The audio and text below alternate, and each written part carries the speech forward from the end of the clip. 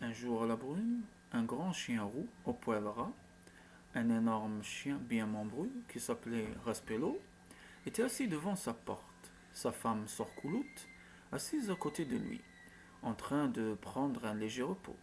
Il n'avait fait que de finir de régler toutes affaires en vue d'un grand service qu'il faisait célébrer à la mémoire de feu frère Cabaras, qui donc, c'est-à-dire du père de Raspello, ils étaient restés des années à rassembler l'argent pour cela. En fin de compte, tout était prêt. Ils avaient tué un jeune bœuf, deux ou trois gorées, sauf votre respect, sans compter chevreaux, dindons, poulets, rien ne manquait. Que dites-vous, sœur Couloute? Ce que nous avons eu à subir de tribulations, ce que ce mort nous a tenu dur. La première année d'après la mort, nous avons perdu Banlé, notre belle vache, qui était près de mettre bas. Après ça, ce fut la maisonnette que nous avions dans le bois neuf, qui a brûlé. L'avant-dernière année, mon gros poulain B, à courir après les juments, est allé s'empaler dans les pieux d'une haie. Ce n'est que depuis que nous avons promis de remplir ce pieu, de voir que tant bien que mal nous avons repris souffle avec le bon Dieu. Et l'affaire des invitations, sort Couloute. Vous aviez avisé tous les voisins, je ne crois pas qu'il manquera du monde. Il y aura trop de monde même, là où l'on régale, il ne manque jamais des amis empressés. Et Bozor, vous l'aviez prévenu? Quoi que ce soit, un type peu commode, détestable, toujours dans les histoires louches, et puis sort chat à 10 doigts.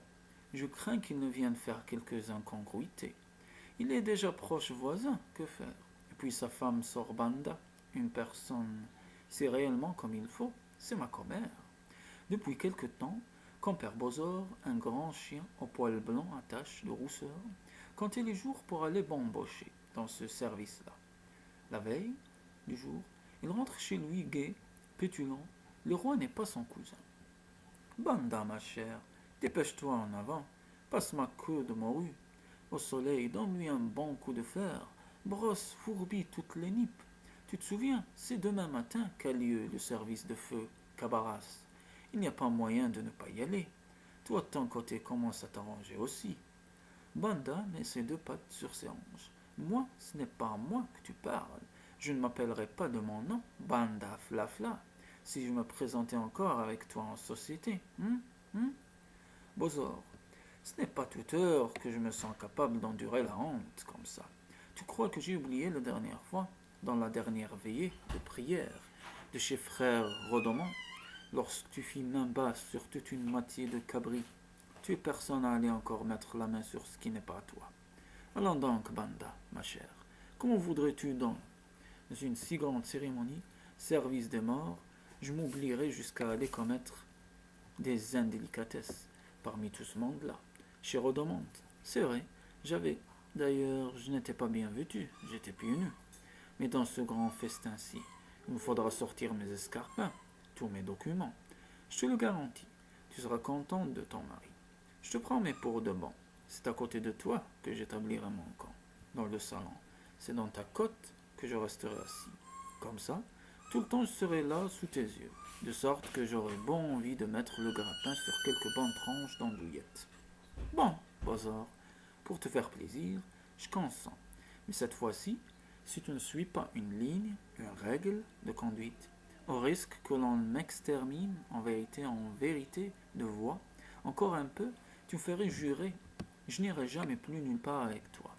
Tu pourras te brosser, Bozor, était grand fumeur, mais jamais il n'a acheté ni cigare ni allumette.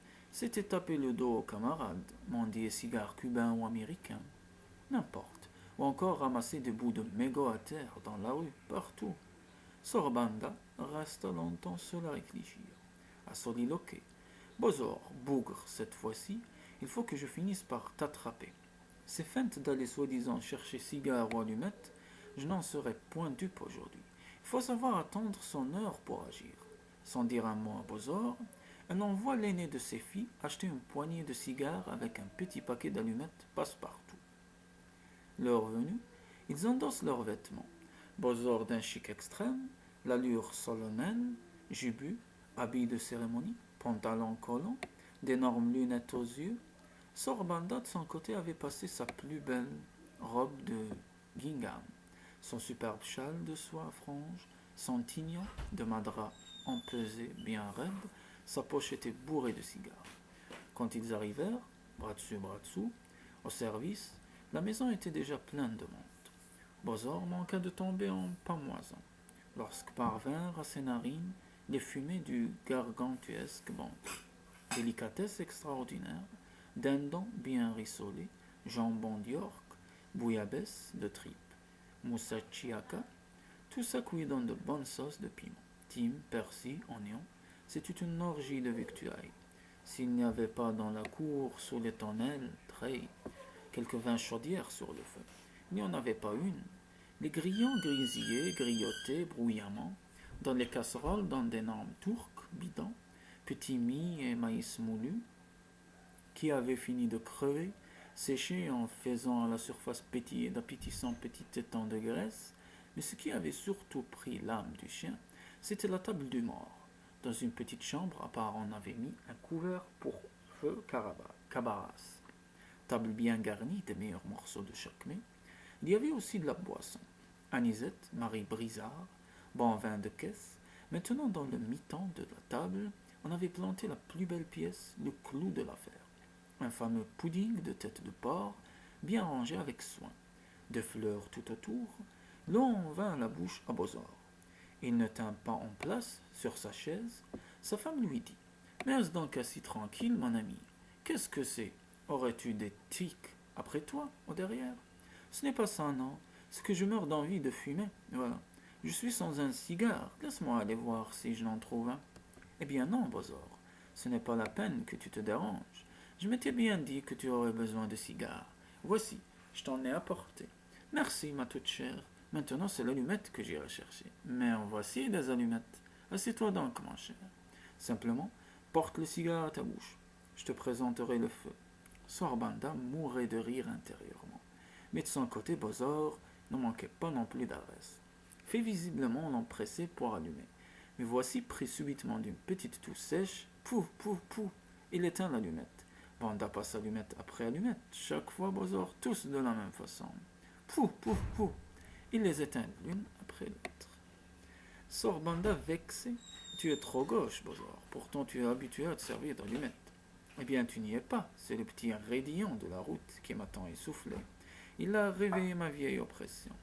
Pour le coup, il n'était plus resté d'allumettes. C'était tout fini. Bozor de s'écrier: Presto! Un moment, je vais prendre un tison allumé. Avant que la femme ait repris ses sens pour répondre, dard, il part comme un trait vers la cour, du côté de la combuse. Il s'amusa alors à perdre son temps avec un tison en le bougeant dans tous les sens, sous une chaudière de bouillon. Il faisait comme si le tison accroché à d'autres ne pouvait se détacher. Mais au fond, c'est le combusier, chef, qu'il surveillait. Il saisit un moment que l'autre avait la tête tournée pour se faufiler dans la chambre mortuaire, bondir sur la table et happer vivement le pudding de tête de porc. Soudain, un verre tombe à terre et se brise. Par malheur pour lui, le combusier, chef, qui lui aussi était un homme vigilant, entend le bruit, le cerne dans la pièce. Il fait pleuvoir sur lui une dégelée de coco-macaque. Au premier coup, le chien pousse un cri de douleur. Oui, oui. Au second coup, le chien. Oui, oui. Au troisième, le chien. Oui, oui. Toujours. Malgré tout, la chance sourit à Bozor. Il put trouver un intervalle pour se dépêtrer. Après le troisième coup de bâton, toute bête acculée se défend. Il parvint à mordre le combusier au poignet. Fichtre, le sang coule à flot. Il s'enfuit précipitamment et puis va se cacher derrière les troncs d'énormes bananiers touffus qui se trouvaient à proximité. Il y fait le mort un instant, jusqu'à ce qu'il pût profiter d'une embellie, pendant que tout le monde s'était attroupé pour penser le poignet de combusier, pour rentrer à la dérobée s'asseoir de nouveau à côté de sa femme. La pauvre Banda faillit être prise d'une crise hystérique. Elle s'adressa à Bozor d'un genre fâché. Quelle action viens-tu de commettre? Je t'ai entendu crier, j'ai entendu ta voix. Mais non, mon chou, tu as mal entendu. Figure-toi, ma chère, une insolence pareille. Le combusier chef tombe malade. Et puis ces gens n'ont pas respecté ce complet de gala que je porte, mon gibus, mes souliers vernis, au point de se permettre de m'offrir l'emploi de conduisez-chef. Non, ça c'est trop fort. Que comprenez-vous aussi bien? Ça m'a fait bouillir le sang. J'ai été furieux, comme un cangre. J'ai fait un gros potin. J'ai crié fort. Pendant qu'ils étaient à causer, ils remarquèrent un mouvement, une courrerie, des moulinets de bâtons. Un petit moment après, les conduisés se mirent à pousser des cris perçants. Il est toujours ici. Il n'est pas encore sorti. Fermez les issues. Il a dû entrer dans la maison.